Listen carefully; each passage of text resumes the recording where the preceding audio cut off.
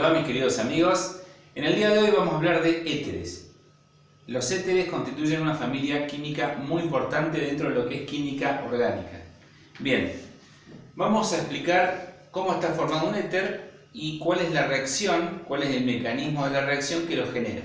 En el caso siguiente, que tenemos aquí como ejemplo, tenemos a dos alcoholes, ya que los éteres se forman a partir de dos alcoholes, es la unión de dos alcoholes con pérdida de una molécula de agua. Bien, aquí tenemos al propanol y al etanol. Deben recordar un poco los nombres. Acuérdense de la cadena de los alcanos. Cuando es un carbono es metano, dos carbonos etano, tres carbonos propano, cuatro butano, etc. Cambiamos la terminación ano por ol para nombrar los alcoholes. En este caso tenemos entonces el propanol. Estamos hablando de alcoholes con un grupo oxidrilo, ¿sí? Porque el propanol podría tener más de un grupo. En este caso, un grupo por cada alcohol. Al propanol lo vamos a combinar con el etanol. ¿Bien? El mecanismo es el siguiente. El oxidrilo de un alcohol, más allá de no importa cuál de los dos, se va a combinar con el hidrógeno del otro alcohol, ¿sí? Esa unión de oxidrilo más hidrógeno forma una molécula de agua. Entonces, en este carbono, que es el carbono primario del propano, va a quedar una valencia libre, ¿sí? Una ligadura. Y aquí, este oxígeno, al irse al hidrógeno, también va a tener una ligadura libre. Por lo tanto, este oxígeno del segundo alcohol actúa como un puente oxígeno. Va a estar justo en el medio de las dos cadenas carbonadas. Entonces vamos a tener la cadena de tres carbonos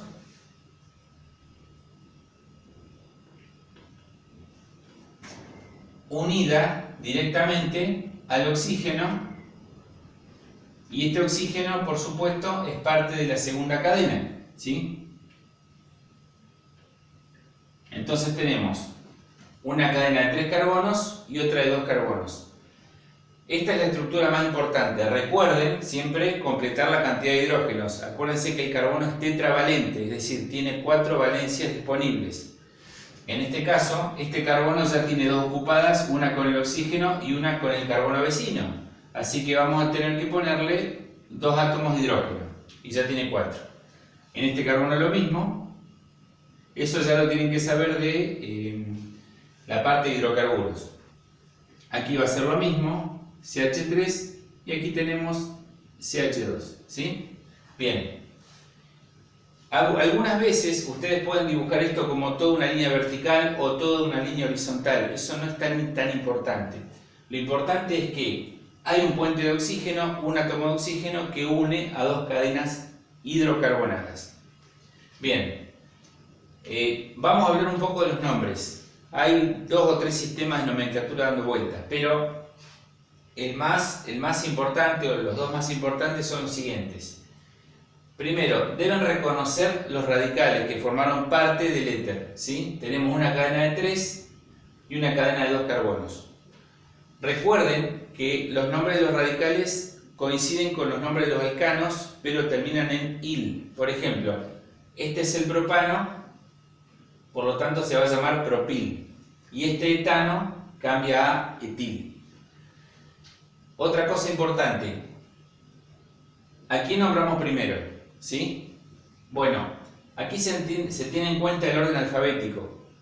La E de etil está antes que la P de propil, por lo tanto va a ser etil, propil, éter, ¿correcto? Ese va a ser el nombre en este caso. Etil, propil, éter, ¿sí? Y no propil, etil, éter. Bien, otra cosa importante, cuando se genera un éter, lo que se hace es dar calor y agregar un agente deshidratante, ¿sí? Acuérdense que esto genera agua, ¿sí? O sea que el oxidrilo se unió con el hidrógeno.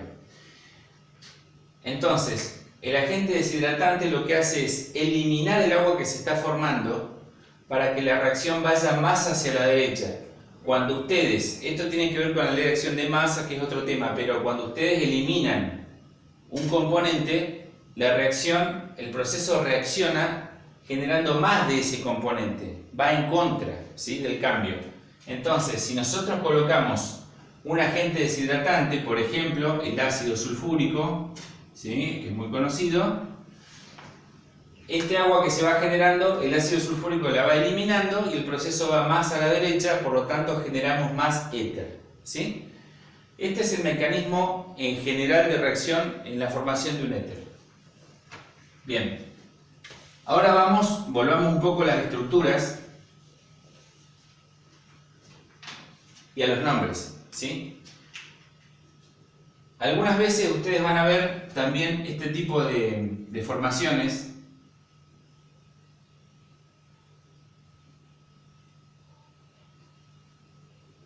¿Sí? En vez de toda una línea horizontal, este tipo de camino sinuoso o triangular, ¿sí? En este caso también tenemos un éter. Un éter es muy fácil identificarlo, ¿sí?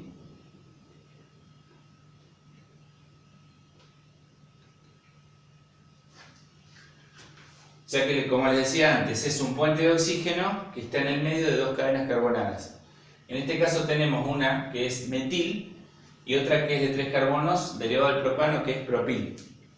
Así que vamos a nombrar primero metil y después propil. En este caso sería metil, propil, éter, ¿sí?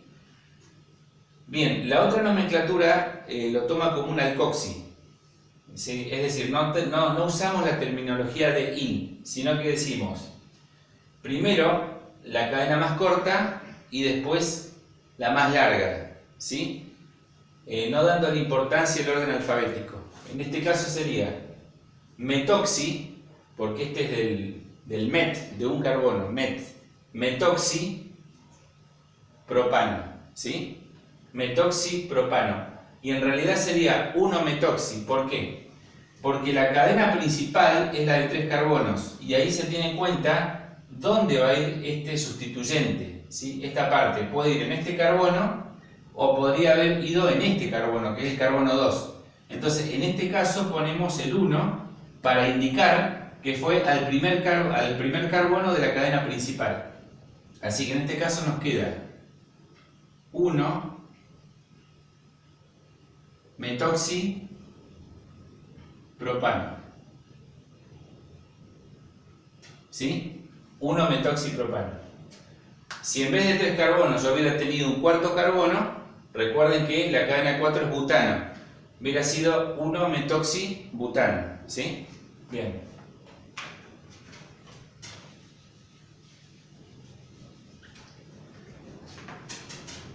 Otro ejemplo son los éteres que son cíclicos, ¿sí? Por ejemplo, ustedes recordarán los compuestos cíclicos. Un ciclo de 3 carbonos, un ciclo de 4 carbonos, un ciclo de 5 carbonos, ¿sí? Aquí tenemos uno de 3. Y en este caso, en los éteres que son cíclicos, el oxígeno está en un vértice, reemplaza un carbono. Por lo tanto, aquí vamos a tener 2 carbonos, ¿sí? Esto sería oxa-ciclopropano, oxa-ciclopropano. Y si hubiera sido un cuadrado, oxaciclobutano, ¿sí?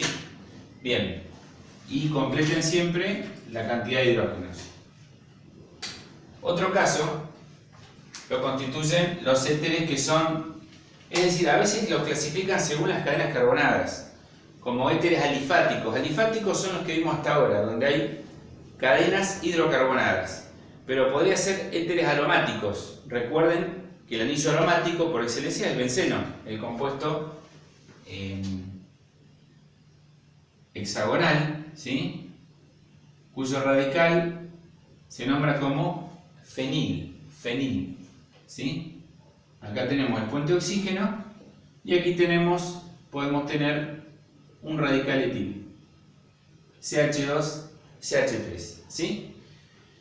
En este caso, la E está antes que la F de fenil, así que sería etil, fenil, éter, ¿sí? etil, fenil, éter. ¿Sí? Si hubiera estado en vez de el etil, vamos a suponer que hubiera estado el metil, que es un carbono, ¿sí? La M de metil está después que la F de fenil, así que sería fenil, metil, éter, ¿sí? Bien. Bueno amigos, esto más o menos es lo que tiene que ver con nomenclatura y mecanismo de reacción, que es lo que a mí más me importa que aprendan, ¿sí? Con respecto a los usos de los éteres, pueden encontrar en la bibliografía, en el sitio, en mi sitio www.quimicayalgomas.com, un poco de más material, más ejemplos. Los éteres se utilizan principalmente como solventes de muchas sustancias orgánicas, como grasas, aceites. Se utiliza en la elaboración de pinturas, de lacas, también como resinas. También como combustible de algunos motores diésel. En la medicina también han tenido uso los éteres como antiséptico. Así que bueno, espero que les haya servido y bueno, muchos éxitos en los exámenes. Hasta pronto.